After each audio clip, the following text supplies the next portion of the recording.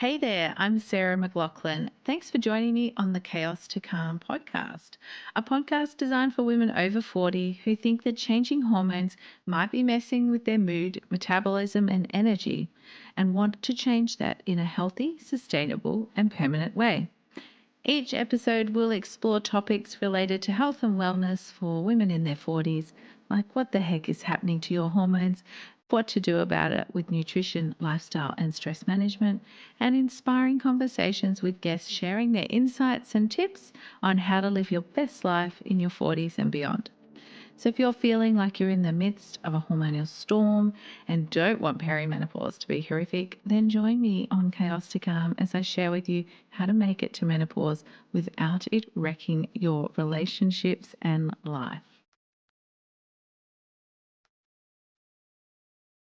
Hi, everyone, and welcome to Chaos to Calm podcast. I'm your host, Sarah McLaughlin, and I'm so excited today to be welcoming my guest, your AI BFF.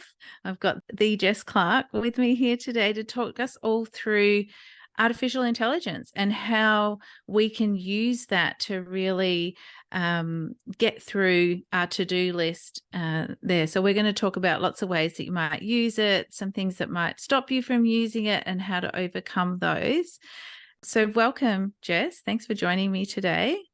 Thank you so much for having me. It's I normally am on business podcasts, so I love the opportunity to kind of reach out to different communities because I am a mum as well, first and foremost. So yes, that's it. And that's one of the reasons that you kind of fell into using AI, isn't it? Or one of the motivations. Perhaps you can tell us a bit more about how you got to be here and being, I know you're my AI BFF, you're my mentor when it comes to all things artificial intelligence. So yeah, tell us a bit more about you and how you got here.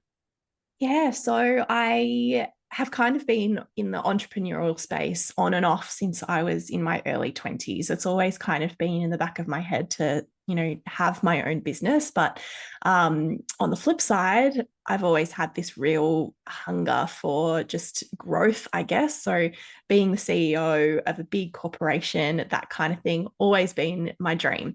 But then when I had kids, just completely changed. And I was just like, I don't want to go back to work. I'm going to do everything to not go back to work and be a CEO. So let's have a think about, business. So I had my first baby, Ella, in 2018. And when I was meant to go back to work with her, COVID hit. So I was lucky enough to be able to kind of silver lining, be able to stay at home with her and be the primary caregiver and work from home a few days a week part-time, and then fell pregnant with Gracie, who's my second born. And yeah, I knew that wasn't going to be the case again. I wasn't going to get that opportunity to be at home and be a stay-at-home mum and earn a really good income, which I was working the part-time job. So I was like, let's narrow down into what I'm really good at. I had just finished kind of working for government, and before I went on maternity leave, and I was creating online courses and training lots and lots of different people across the organization. And I was like, okay, online courses, that's something that I can do. So that's what I did for the first 8 months of business. And I knew it was going to be really hard having the two girls at home, but it got to the point where I was like, I'm resenting my family because I just want to be able to have a minute to sit down and work.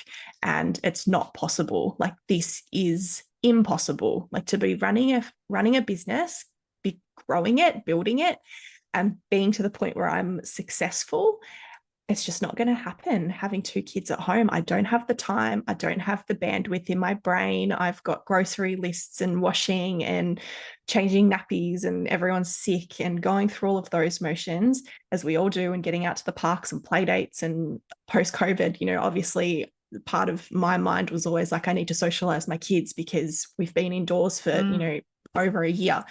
And I'm in Melbourne as well. So it was very much, we are within our 5K radius. We're not going anywhere. Yes. So yeah, I got to this point at the end of last year, November, and I was like, this just, I don't know, I think I'm going to have to get onto the recruitment sites and try and find something closer to home.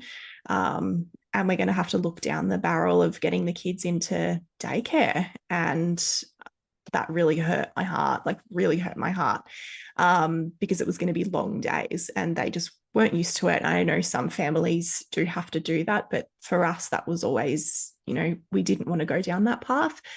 And then ChatGPT launched on the end, right at the end of November. I think it's the 31st of November. I got this email to say, this is going to be game changing for the entire world, particularly for business. And I went down a complete rabbit hole with it. And yeah, obviously, when I first started using it, it was all about how can I use it so that it's going to make my life easier to be a business owner and stay at home and have the kids.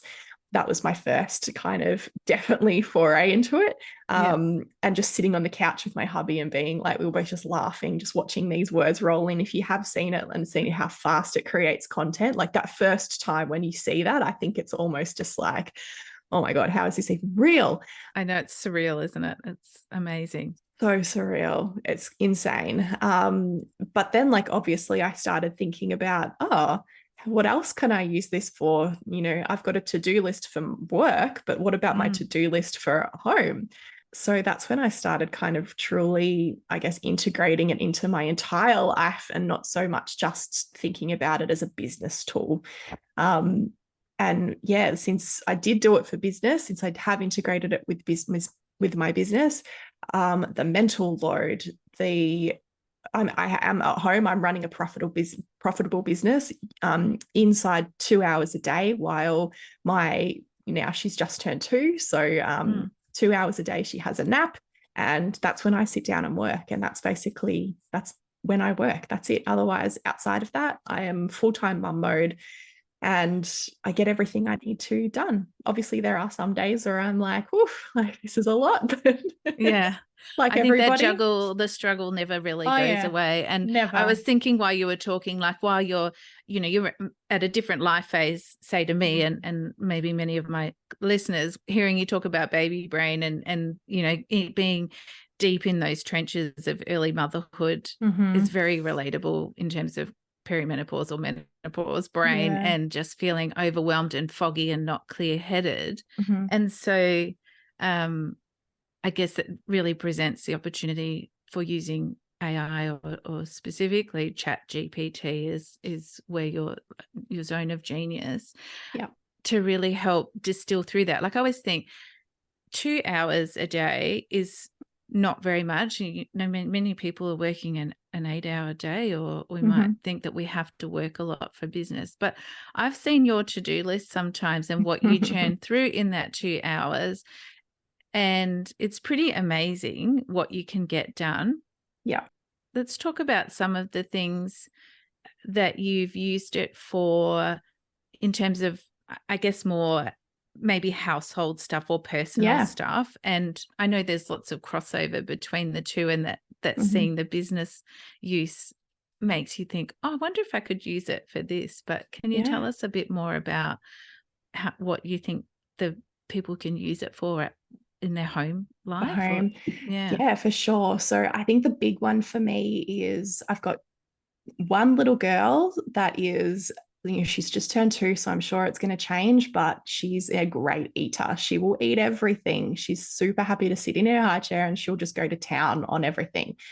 The eldest one, Ella, not so much. Like we're talking, if it's not chips, like outside of that, she likes cucumber. Like she's 4, right? She's turning 5 in October. Oh, okay. Hopefully she'll come back to more. So fingers crossed. So I have gone into ChatGPT and I do this on a weekly now, because creating dinners was always just one of those things, thinking of what to cook at the end of every day and making sure I've been up to the grocery store to get everything, not something that I enjoy at all. No. So I can put into ChatGPT, this is what my family eats, and we only eat, chicken breast. We don't eat lamb. We don't eat pork. So we are kind of a bit of a fussy family in that regard. So I've put all of that into ChatGPT and I've said, come up with, 5 meal ideas for dinner.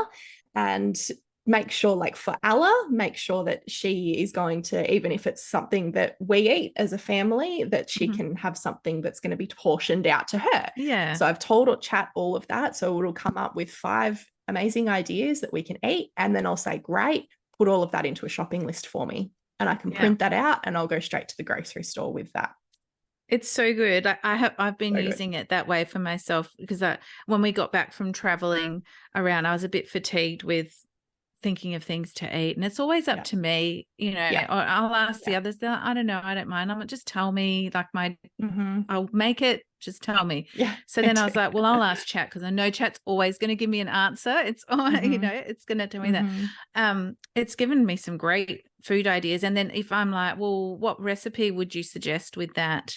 And it'll give a recipe. Now, so far, the recipes have been good, and we've been having fish tacos on a high rotation, which Chat suggested to me because I had lots of coriander in the garden and sides. And we had it last night, and 6 out of 6 ate it, which is pretty phenomenal because it's not normally like that. I know. Yeah. And instead of the meal plan feeling, hard and taking for ages and doing the shopping list and working it all out, it's like a 30-second process now because I just go into the same thread and say, this week we've got more of this thing or that thing, or, give me 5 meal ideas and off we go. I love it.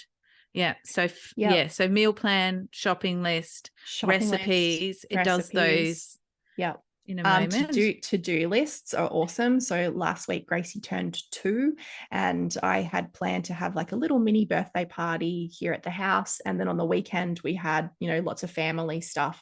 So I had to have like food in the house once again. So all of the shopping lists were done, but then all of just the little things, like I said, that you forget sometimes, where it's like you've got to have the candles that just like sometimes get left off the shopping list, and making sure you've got the balloons. And she's 2, so we wanted to make it like really special for her. But I put all of that into Chat as I was kind of remembering it, and then I got Chat to make sure that it was included in that shopping list at the end of the week as well. So just little things like that where I'm just thinking of things on the fly. I can put them into my phone notes too. And then when I'm doing that initial, that final prompt to Chat, just straight in there. So it's all in there. You just don't have that brain fog or getting home from the grocery store and that feeling of like, oh, I forgot this and now I've got to go back. Yeah, there's nothing worse than that. Is that the other day ended up going to 3 supermarkets because I'd forgotten stuff because I hadn't written my shopping list from Chat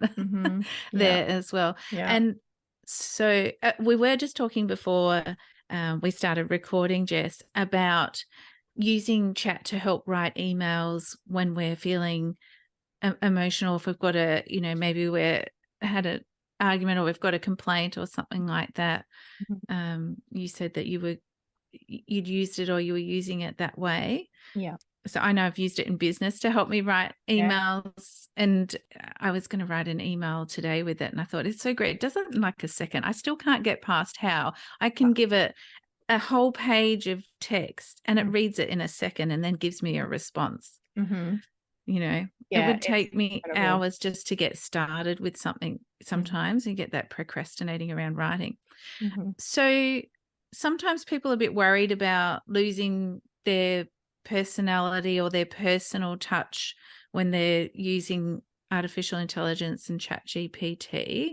Yeah. What do you think, or what's your thoughts around that? I think from a business perspective, it's very easy to train it. I always say, like ChatGPT, it's a language model that is there for us to train to sound like us, if you need it in that way. So for business, you obviously it's going to be easier for you to have text that sounds like you that's going to generate, that you can then copy and paste and then revise and edit a little bit more before you post it or send something via an email. From a mum perspective, if you are sending an email that like we were talking earlier, where we've had an incident this week with Ella at kinder. So I've been sending emails back and forth to the main kinder teacher. And it's been emotionally charged on my part. So there's been times where I just I won't respond and I'll just sit on it. But I was saying to my husband yesterday, like, I need to just get ChatGPT to write this, because I can sit there and I can put in, what's been going on, and I can also copy and paste in emails that I've previously written so that it will sound like me. And that's generally my trick. So if there already has been some back and forth, or you've written an email that sounds like you, then you can generally pop that in and it will train chat. In terms of people thinking that it's not authentic, I think you have to still see it as a tool, like anything. If you want something to sound more like you, then it's your job to make sure that you've got the copy, that you've got the text, and you're going over it and making it and adding more personality. And there are lots of tips and tricks that you can use to make it sound more and more like you. But if you are right at the beginning of your journey and using chat, then yeah, I would just say that you are going to be editing a little bit more on the heavier side. Yeah. And I think I always joke, and it's kind of half joking and it's half true, that you need to talk to chat like they're a 2 or 3-year-old, like be very quite specific, Sure. but kind of broad but specific too. But you're only going to get as good out as what you put in, like in, For sure. like when you're talking with your kids, you sometimes need to be quite specific and tell them what you want or what your expectation is. It's kind of the same, I feel, with Exactly the chat. same. Yeah. It's exactly the same. And on the flip side, like sometimes it can come back and it can sound way too professional. Yes. You might put because you haven't said, I want you to write in more of a conversational tone. Or I said yesterday, one of my clients said, oh, her business is quite niched. It's a bit woo-woo. And she's like, oh, a lot of my concepts like quantum leaping and things people don't really understand. And I said, well, just get chat to say to chat, explain this like you're talking to an 8-year-old. Yes. You can get copy and get text back so that it's really simple to understand for everybody. Yeah. We've even done that with my kids. They're asking me about something, or I didn't know what it was. As we homeschooled, they asked me lots of questions and I don't know all the answers. I don't need to, but I help them find it. So we've done that. And I was like, oh, okay, can you explain it? Yeah, to a 13-year-old or to the 9-year-old. And just to play around with it and see what it does. One thing that we did as well, which my kids really like, one of my kids is really into Dungeons and Dragons, and he got chat to help him write a quest. And so he left it quite open, and then he gave some more specifics. He said, I wanted a riddle, for different things. One of the riddles didn't really make sense. Not sure where chat went with that one. But that was okay. We just told it, didn't really get your riddle. Try again. Actually, I think that's maybe a good point to note, as well, as that sometimes I've heard of people using chat in terms of their health and diagnosing or trying to get an idea of where they're at. And chat is using information up to, is it the end of 2021? Is that right? Yeah, 2021. Yeah. And also sometimes, particularly I've noticed, if I'm asking it for a reference, like for a scientific publication, it will make it up or do its approximation, or it's taking from so many different sources, it can't give you one specific source. So I think it's important that we mention that and think about it. I don't know that it's necessarily appropriate for doing stuff like trying to diagnose yourself or find something out. But that's how I've heard of people using it that way. Yeah, I have seen like doctors that have got quite big TikTok followings, and they've been using chat just to have a bit of fun around, putting in trying to get the right diagnosis, to see if chat would come up with the right diagnosis. And the ones that I've seen, like, it's been pretty accurate, pretty spot on. But yes, in saying that, if you are needing to see a doctor and not see a health professional. And I imagine for them, like their inputs or what they're putting in is, because they know the diagnosis as well, potentially doing that there. So so it's all about what we put in. The quality of what we're putting in is what we're going to get out. And we've talked about some of the different ways that people might use it. Are there any other unusual ways of using it, or really creative uses for ChatGPT that we haven't talked about? Oh, putting Put me you on right the on the spot. spot there. Yeah, I know. Um, oh,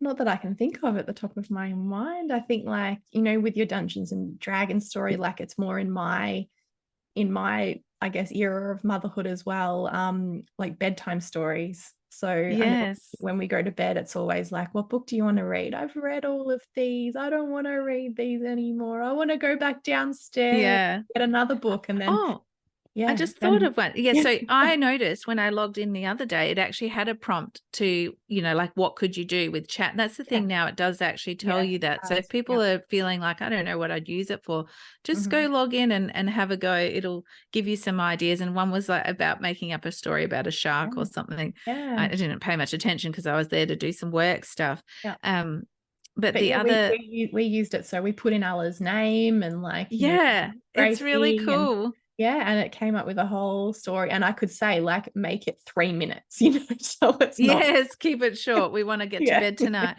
The other thing I was just thinking of is book summaries.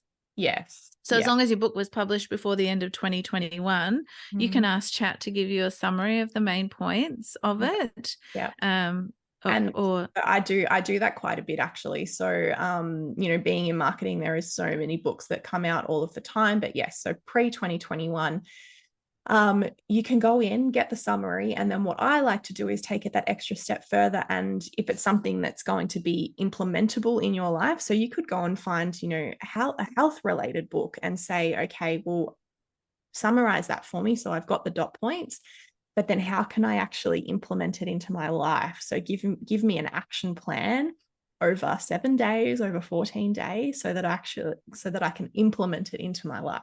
And that's like spot on. It's always been really, really great that's information. amazing. Yeah.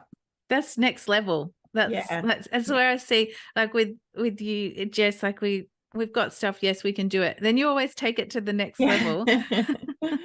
People should follow you on socials, definitely, because you're always Oh, sharing tips in there. And while, yes, it might be a business focus, mm, absolutely it's applicable to the rest of our lives, yeah, and how we definitely. do it. And I think, like we were talking before, some people are reserved or they're like, I'm not sure. We are using a lot of AI Mm-hmm. without really knowing or thinking about it in Mm-hmm. many of the other things that we do. But if we think of it as a tool, like I just have it open and sometimes I'm like, I want a different analogy or I want a different word or, you Yeah. know, and that's actually, if you're using a thesaurus online, you're already using AI for Yeah. stuff like that. So it's really handy. It's, we got the opportunity as modern women to do a lot of things and we Mm-hmm. can feel really overwhelmed from that. But Yeah. if we use the tools, it's like, I have a Thermomix. It makes it quicker and easier for me cooking. And we also have stoves and ovens because it's much quicker than cooking on a fire. We use all these tools to help make our life simpler or a bit easier in the context of a very fast-paced modern world. So, We do. um, And we're yeah, on our phones all the time. Our phone is always in our pocket. And there's an app now. So it's not even like you've got to be on the web browser. You can have yeah, that open. And as you said, I know yesterday a girlfriend just couldn't, that one of these words was on the tip of her tongue. And she's like, I need this word. Like, what is this word? And she said, chat, like, this is the context. And it was like, no, that's not it. It's more about this. No, that wasn't it. And it came up with it in 3 goes. It came up with the word that she just couldn't think of. yeah. And that's, sometimes that just happens, or a movie or a song, or, Yeah, there's so many uses you can use it for. It's just like another smart tool in your pocket and on your phone. And yeah, you can keep going in your same threads or start a new one anytime. But it really is that new best friend, isn't it, in your pocket? totally is. Yeah, Yeah. totally is. Yeah. And before we finish up, Jess, anything we haven't covered off in terms of chat GPT or AI and making it your best friend? Yeah, I think just to note, ChatGPT is one of 3 kind of AI tools. It was the first to launch at the end of last year. But Google has their own AI now called Bard, and there's another company called Anthropic, and they have another one called Claude 2. They've just launched Claude 2. So if you are into it, and I think ChatGPT is a great to start off with. The other two have got different kinds of functionalities. One is connected, Google's version is connected to the internet. So if you do want to have more up-to-date answers, then you can use Bard. But I think I know there's some people out there that are still kind of a little bit nervous about using AI because they think that that the data is going to be recorded, for privacy reasons. They don't want to be jumping on. And I think when I get in my car, my phone beeps and it's telling me where it thinks I'm going, basically. Yes. And it's pretty much spot on. Yeah. Every time I get in my car, I dropped Ella off at Kinder this morning, and then I got in the car, and on a Thursday morning, I take Grace to music. And as soon as I get in the car, my phone vibrates and it's telling me this is the way to navigate to the music hall. And I think we are so in the trenches with AI on a daily basis anyway, and all of our data is with Facebook and everything. That's right. It is all out there. So I think if you were coming from the perspective of like, oh no, I want to keep my information private, yeah, I'm sorry to burst that bubble, but it's probably already out there. And the other thing is just you wouldn't be putting in your banking information or anything That's right. into here, Yeah, like I don't put my children's names in or their ages or things like that generally. You can still keep, and there's not really the need to, depending on what you're doing, I suppose. But yeah, I think we are so connected. So much of our life is connected. I mean, even my dishwasher has the capacity to connect to an app so I can turn it on when I'm out. Yeah. Everything's connected these days. Okay. I don't necessarily use it. I don't turn that function on. But yeah, I think that this is a way that we can help make life easier, and we don't have to give everything over to it. We can certainly keep ourselves and our core information to ourselves there as well. So thank you so much for joining me today. It's been great. So to summarize really quickly, chat is, really can be your new best friend in terms of getting stuff done and getting it done efficiently. We need to give it good quality information to get a good quality output, and we'll learn. And it's like learning any new skill. It takes a bit of time and practice and trial and error for you to see, I guess, the full scope of how you might use it and also how to get the best out of it. I will share your links in the show notes, Jess. So if anyone's interested, wants to go follow Jess or see what freebies she's got lots of great info and help there in terms of prompts and getting the best out of chat and how to use it. I'll pop those there. And yeah, feel free to let us know how you're using chat. I'd love to know if there's some creative way that you're using it that we haven't covered off today, or how it's helping you in your life. Thanks so much for joining us today, Jess. What a great episode. We've learnt so much. We've talked about what Chat GPT is, artificial intelligence, why we might want to use that, why people may not. We've talked a bit about that and how to manage that objection, as well as how to use it in your day-to-day life. We've covered off heaps of different things already, but just while we've been talking some more, I've thought of, other ways that you might use it to help ease that mental load and that emotional labor that comes with being a woman in our modern, fast-paced world. And we've mentioned how chat will prompt you or some things that you can do, but like if you're going traveling somewhere, chat can help you make an itinerary or find some things to do and then make an itinerary to see them when you set the parameters of how long you're going to be there and how much time you want to spend sightseeing. Gift ideas. If you've got someone really difficult to buy for, pop in, who they are, what they like. Chat will guarantee will give you something wonderful or different. And you could set a budget with that as well. So remember, you get to control how much or how wide the output is by how much what you put in, as we've talked about with Jess. It's all about the inputs. It's going to influence your outputs there as well.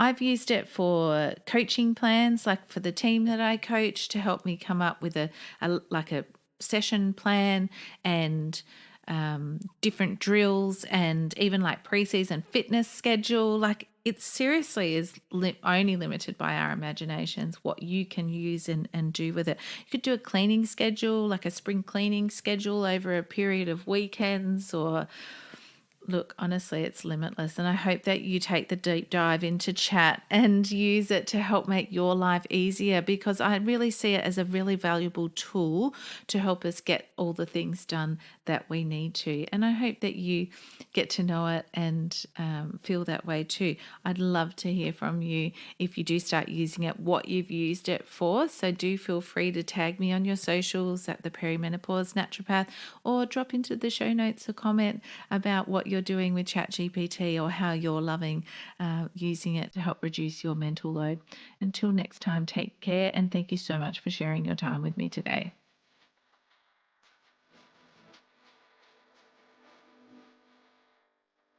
It's really common for women over 40 to experience the chaos of changing hormones, mood, metabolism, and energy. But I hope you know now that common doesn't have to equal normal for you or them. You can help others understand they aren't alone in feeling this way, and that perimenopause doesn't have to be horrific, by subscribing, leaving a review, and sharing this podcast with other women in their 40s and beyond. Thanks so much for listening and sharing your time with me today in this Chaos to Calm conversation.